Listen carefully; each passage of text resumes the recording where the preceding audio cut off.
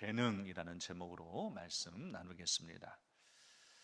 전에는 잘 쓰지 않던 말들인데 요즘에는 사람들이 많이 쓰는 말이 있습니다. 바로 재능 기부라고 하는 말입니다. 재능 기부라고 하는 것은 자신의 전문성과 능력을 통해 사회에 유익을 끼치고 기여하는 활동을 말합니다. 의사나 간호사들이 해외 의료봉사단에서 활동을 한다든지, 또 음악, 또 문화예술가들이 복지시설이나 병원 등에서 또 무료로 공연을 한다든지, 또 은퇴한 선생님들이 소외계층 학생들, 아동들을 대상으로 학습을 지도하거나 또 진로 상담을 한다든지 하는 것들이 재능 기부 활동입니다. 이런 재능 기부는 사실 성경이 말하는 은사 사역의 한 표현입니다. 남들이 갖지 못한 자신만의 재능과 달란트를 가지고 다른 사람들을 섬기는 것은 청지기적 책임을 다하는 것입니다. 청지기적 책임이란 내게 있는 재능과 은사는 하나님이 주셨으므로 하나님의 영광을 위해서 그것을 사용하고 나눈다라고 하는 생각입니다. 여러분, 재능은 하나님의 선물입니다. 하나님이 인간인 우리에게 주신 것입니다. 하나님은 우리를 만드시면서 각자에게 남다른 재능과 달란트를 주셨습니다. 어떤 사람은 물에 갖다 놓으면 수영을 잘 안 하고 물에서 즐거워하는 사람이 있습니다. 어떤 사람은 물에서는 힘을 못 쓰는데 저 운동장에 갖다 놓으면 힘차게 달리는 사람이 있습니다. 이렇게 사람의 얼굴 모양이 다르듯이 하나님은 우리 각 사람에게 남다른 자신만의 그들만의 재능과 은사를 주셨습니다. 이 재능은 궁극적으로 하나님과 하나님의 나라를 위해 쓰여야 할 선물입니다. 그러므로 이를 위해서는 우리가 재능을 어떻게 사용해야 할지를 잘 생각해야 하는데, 그러기 위해서는 먼저 재능에 대한 성경적 관점을 확립해야 합니다. 재능은 어떤 의미에서 하나님의 선물일까요? 첫째로 우리가 가진 은사와 재능은 성령 하나님께서 주신 선물이라는 것을 기억해야 합니다. 한국교회 안에는 은사와 재능에 대한 이원론적 견해가 있습니다. 말씀을 가르치거나 전도하는 은사는 성령을 통해서 주어지지만 음악과 미술, 체육 같은 재능은 성령과 상관없이 타고나는 재능으로 보는 경향입니다. 그러나 성경은 우리가 지니고 있는 일반적인 자연적인 재능도 사실은 성령을 통해 주어진다라고 가르칩니다. 오늘 본문은 구약시대에 성막 건설을 지휘하고 헌신한 사람들의 이야기를 기록하고 있습니다. 거기 보면 우선 두 사람의 이름이 소개되는데요. 한 사람은 부살렐이라고 하는 사람이고 또 한 사람은 오홀리압이라고 하는 사람입니다. 부살렐은 책임 지도자였고 오홀리압은 부지도자였습니다. 본문 1절은 그들을 여호와께서 지혜와 총명을 부으사 성소에 쓸 모든 일을 할 줄 알게 하신 자들이다, 이렇게 소개합니다. 앞선 35장 31절에서는 하나님의 영을 그에게 충만하게 하여 지혜와 총명과 지식으로 여러 가지 일을 하게 하셨다, 이렇게 말합니다. 하나님이 지혜도 주시고 총명도 주시고 하나님의 영으로 충만케 하셔서 여러 일들을 감당하게 하셨다. 그러니까 그들이 하는 그 모든 재능, 은사, 지혜, 이 모든 것들이 하나님이 주신 것이고 그것을 통해서 일하게 하셨다라고 말하는 겁니다. 그런데 그들이 어떤 사람들이었냐? 건축가였고 조각가였고 보석 세공 기술자였고 수공예 예술가들이었습니다. 물론 이들은 이미 주어진 재능으로 성령과 상관없이 이런 재능을 발휘할 수 있었습니다. 그러나 적어도 하나님의 성막을 짓는 일에 필요한 이들을 세워 기술이나 조예, 재능을 주셨다면 하나님은 이들이 또한 성령에 충만하여 이 일을 수행하기를 기대하셨을 것입니다. 여기에 두 가지 극단적인 견해가 존재합니다. 이런 성막 건설을 할 때는 성령 충만과 상관없이 재능이, 소위 기술이 출중한 사람들을 고용해서 일을 추진해야 한다라고 하는 것이 하나의 견해라면, 또 다른 견해는 그런 기능 재능과 상관없이 성령 충만한 믿음 좋은 사람들을 고용해서 이 일을 하게 해야 된다, 이런 뜻입니다. 여러분 어떻게 생각합니까? 만약에 우리가 교회를 새로 짓는다, 건축한다라고 할 때에 건축 기술이 좋은 사람들만을 모아서 지어야 될까요? 아니면 교회니까, 예배드리는 전을 짓는 것이니까 믿음 성령 충만하고 기도 열심히 하는 사람들을 모아서 지어야 할까요? 답을 해보십시오. 성경은 이 두 가지를 다 요구합니다. 재능도 있어야 하고요, 성령도 충만해야 합니다. 이런 원칙은 초대교회에서 7집사를 선발하는 과정에도 반영되었습니다. 사도행전 6장 3절에 형제들아 너희 가운데서 성령과 지혜가 충만하여 칭찬받는 사람 7을 택하라. 교회 일을 하는 그들에게는 두 가지 사이에서의 균형이 필요했습니다. 그것은 성령과 지혜입니다. 지혜와 지식과 재능도 기능도 필요했지만 믿음과 성령 충만함도 있어야 했습니다. 주님의 일은 그렇게 해야 한다라는 거예요. 우리 여러분들 중에 오늘 찬양팀처럼 찬양 잘하는 분들이 있죠. 어떤 분은 찬양은 잘 못하지만 말씀을 잘 체계적으로 알고 배워서 잘 가르치는, 오늘 우리 새가족 팀원들처럼 잘 가르치고 양육하는 사람이 있습니다. 그런데 그 모든 일들을 할 때에 기능만을 가지고 하는 것이 아니라 그 안에 우리에게 주신 그 믿음, 또 성령의 충만함을 가지고 그 일들을 해 나가야 한다는 것입니다.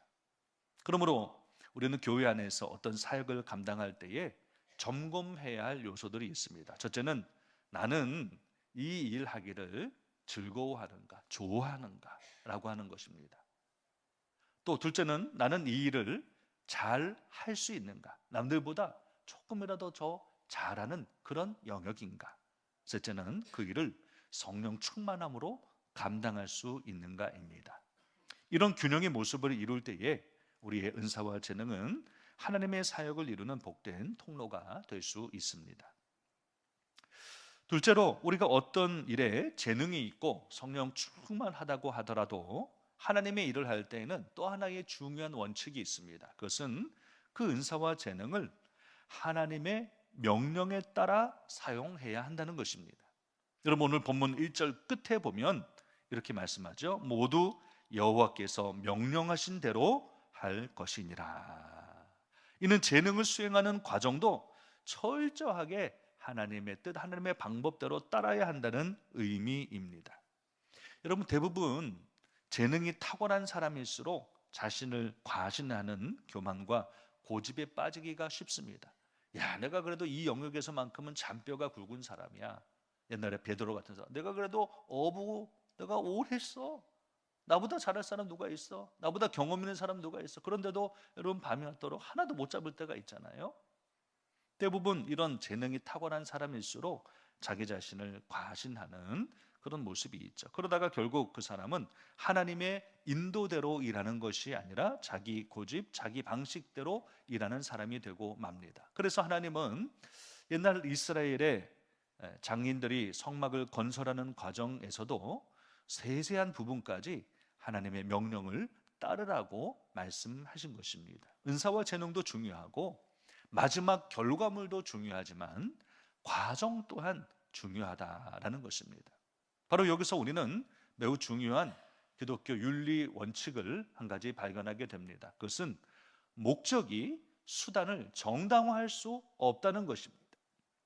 목적이 선하다면 수단, 즉 과정까지도 선해야 합니다. 수단과 방법을 가리지 않고 일하는 것은 성경적 청지기의 삶이 아닙니다. 목적도 선해야 하고 그 선한 목적만큼 그 과정도 하나님의 영광을 드러내는 과정이 되어야 합니다. 교회 내에서 아무리 좋은 결과를 가져올 그럴듯한 제안이라 할지라도 거기에 그릇된 수단이나 방법을 사용해야 한다면 그 일은 미련 없이 포기해야 합니다. 또 반대로 그 일이 하나님의 마음에 합한 일이며 하나님이 기뻐하시는 그런 과정이라면 우리는 힘들고 어려워도 기꺼이 그것을 감당할 수 있어야 합니다. 그래서 여러분, 과정을 지나는 동안 가장 필요한 것이 무엇이냐? 끊임없는 기도가 필요합니다. 이 기도가 무엇보다 중요합니다. 어떤 일을 시작할 때는 기도하지만 일이 한창 무르익다 보면 기도를 망각할 수 있습니다.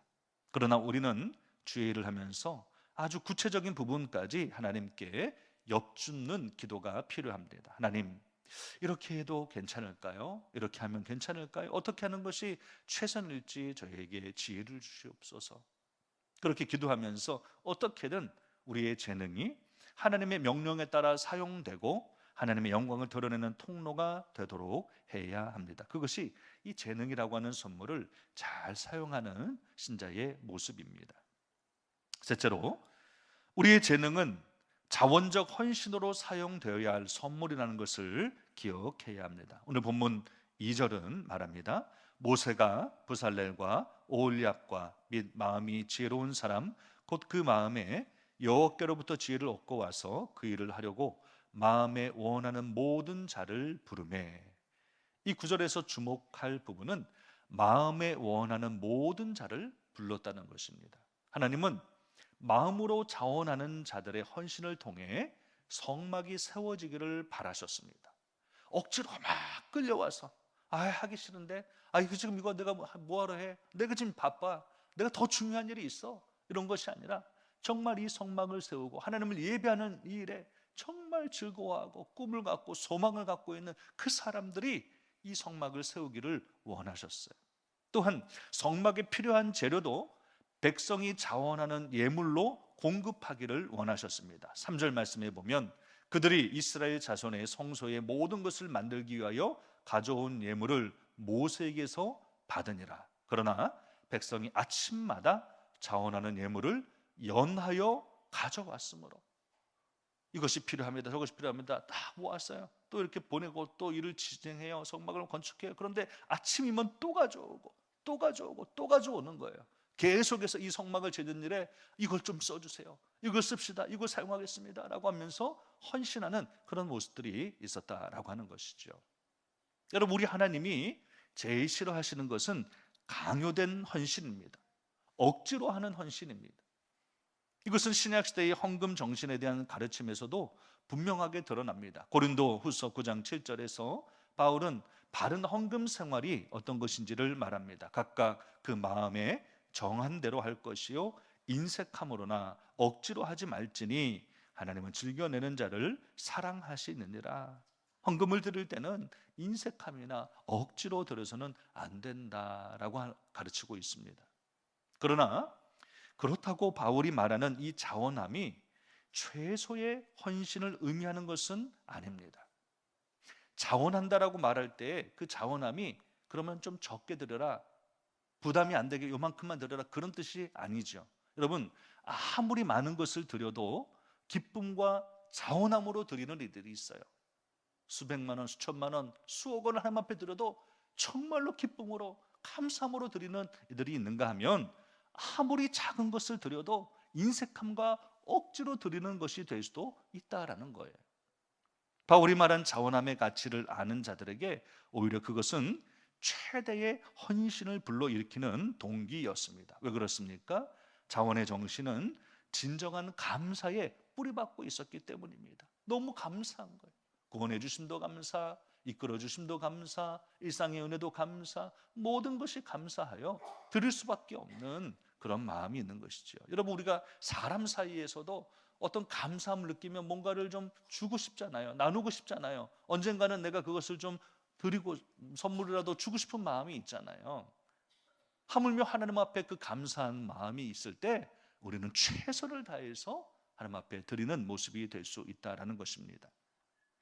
출애굽기 36장에 나타난 이스라엘 백성의 모습은 이렇게 자원하는 마음이 얼마나 아름다운 결실을 낳았는지를 증명합니다. 여러분, 오늘 본문 4절과 5절을 한번 볼까요? 성소의 모든 일을 하는 지혜로운 자들이 각기 하는 일을 중지하고 와서 5절에 모세에게 말하여 이르되 백성이 너무 많이 가져오므로 여호와께서 명령하신 일에 쓰기에 남음이 있나이다.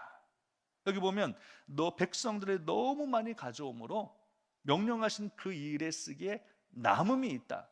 이것이 좀 모자른데요. 저것이 모자른 게 아니라 남았다, 남음이 있다 이렇게 표현해요. 성소를 만들기 위해 백성들이 예물을 드리는데 얼마나 그들이 많이 헌신했던지 마침내는 다음 절에 더 이상 가져오지 말라고 이미 헌물이 넘쳐난다라고 광고를 하기에 이른 것입니다.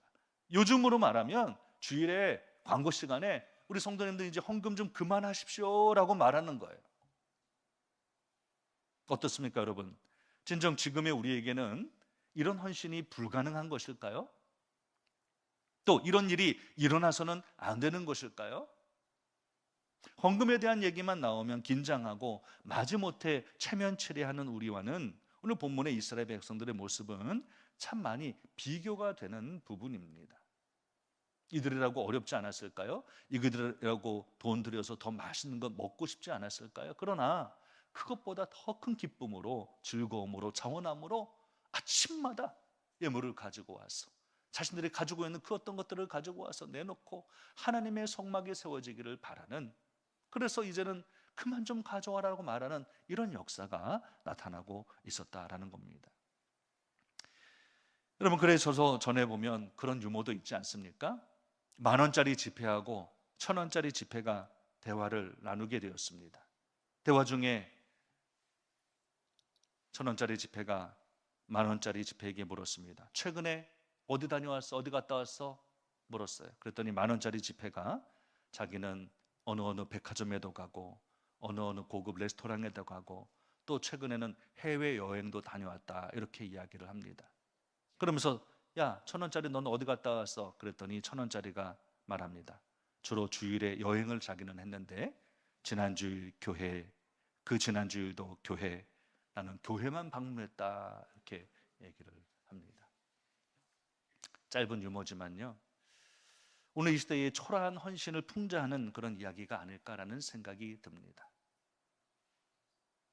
여러분, 오늘 본문과 같은 그런 역사가 일어나면 안 될까요? 안 되는 것입니까? 한 문화 비평가는 이런 말을 했어요. 한 사회와 민족의 문화적 성숙은 자원봉사의 행렬에서 찾아야 한다라고 하는 논설을 썼습니다. 내가 무엇을 얼마나 더 받으려는가, 얻으려는가가 아니라 내가 가진 것을 얼마나 더 나눌 수 있는가를 생각할 때에 비로소 성숙한 시민들이고 성숙한 사회다, 국가다라고 말할 수 있다라는 겁니다. 그런 의미에서 보면 여러분, 우리 사회는 아직도 갈 길이 멀지요. 과거에는 우리가 못 살아서 도움을 많이 받았어요. 원조를 많이 받았어요. 그러나 여러분, 지금 대한민국은 세계 10위 안에 드는 모든 면에서 들어가는 굉장한, 여러분, 부강한 나라가 됐습니다. 그런데도 여전히 우리는 모자르다라고 생각해요. 부족하다라고 생각하고 뭔가를 나누는 것에 대해서 꺼리는 마음들이 있지요. 물론 예전보다는 정말 많이 나아졌지만 여전히 우리나라에서는 자원봉사자들만 의지하여 어떤 일을 진행하는 것이 어렵다라고 합니다. 월급도 안 주는데, 받지 않는데 이만하면 되지 않나? 이 정도면 되지 않나라는 생각을 갖기 때문에 어떤 일이 진행될 때에 또 완성도가 떨어지고 또 성실하게 업무가 수행되지 못한다는 것입니다. 그러나 여러분, 이런 자원봉사가 잘 이루어지는 성숙한 시민사회에서는 개념이 다릅니다. 정식으로 고용된 직원 이상으로 정시에 출근하고 제 시간에 퇴근하며 최선을 다해 봉사하는 그런 모습들이 있습니다. 실제로 미국의 시애틀의 한 교회는 기독교 사립학교를 운영하는데요, 교장 선생님 한 사람을 제외하고는 나머지는 다 무보수 시니어 봉사자들입니다. 자원봉사자들이에요. 그런데 너무나도 잘 운영이 되는 겁니다. 청교도 시대에 우리 신앙인들의 신앙의 선배들이 남긴 고백이 무엇입니까? 그것은 내가 썩어서 죽기보다는 달아서 죽겠다, 그런 말. 내가 그냥 이렇게 막 욕심 부리고 살면서 썩어서 죽는 인생이 아니라 정말 무언가를 위해서, 누군가를 위해서 일하며 달아서 죽는 인생이 되겠다. 그들은 그렇게 불꽃 같은 헌신으로 자원하여 인생을 드림으로써 위대한 나라와 민족과 교회를 이루었습니다. 성도 여러분, 오늘 말씀을 통해 본 것처럼 은사와 재능은 하나님께서 주신 하나님 나라를 위해 하나님의 명령에 따라 사용될 선물입니다. 내게 주신 선물인 그 은사와 재능을 여러분, 남은 인생 동안 어떻게 사용하시겠습니까? 그냥 내버려 두고 썩히고 그렇게 사라지도록 만드시겠습니까? 아니면 다 사용해서 그야말로 달아 없어져서, 그러나 그것이 좋은 열매들로, 결실들로, 또 아름다운 영광으로 나타나는 데 사용되기를 원하십니까? 중남미 에콰도르 아우카족에게 선교하다가 청춘과 인생을 바쳤던 짐 엘리엇 선교사와 그 아내를 아마 여러분들이 잘 아실 겁니다. 짐 엘리엇이 복음을 전하다가 순교를 당하고 죽자 그 아내가 그 뒤를 이어서 선교 사역을 감당했는데, 전에 남편 이 짐 엘리엇에게, 선교사에게 당신의 이런 헌신이 혹 낭비라고 여기진 않습니까? 아직도 젊고 어디든지 가서 무슨 일이든지 할 수 있는데 이렇게 자기도 알아보지 못하는, 오히려 공격적으로 나오는 이 사람들에게 복음을 전하는 건 낭비가 아니겠습니까? 라고 물었을 때에 이 짐 멜러 선교사가 아내에게 이렇게 대답을 했답니다. 영원한 것을 얻기 위해 영원하지 않은 것을 버리는 자는 결코 어리석은 자가 아니요. 다시 한번 오늘 말씀을 생각하면서 내게 선물로 주신 재능과 은사뿐만 아니라 내가 이 세상 떠날 때에 놓고 갈 수밖에 없는 모든 것들까지도 오직 하나님의 뜻과 영광을 위해서 기꺼이 드리고 사용할 수 있는 좋은 믿음의 사람들이 다 되시기를 주님의 이름으로 축복합니다. 기도하겠습니다.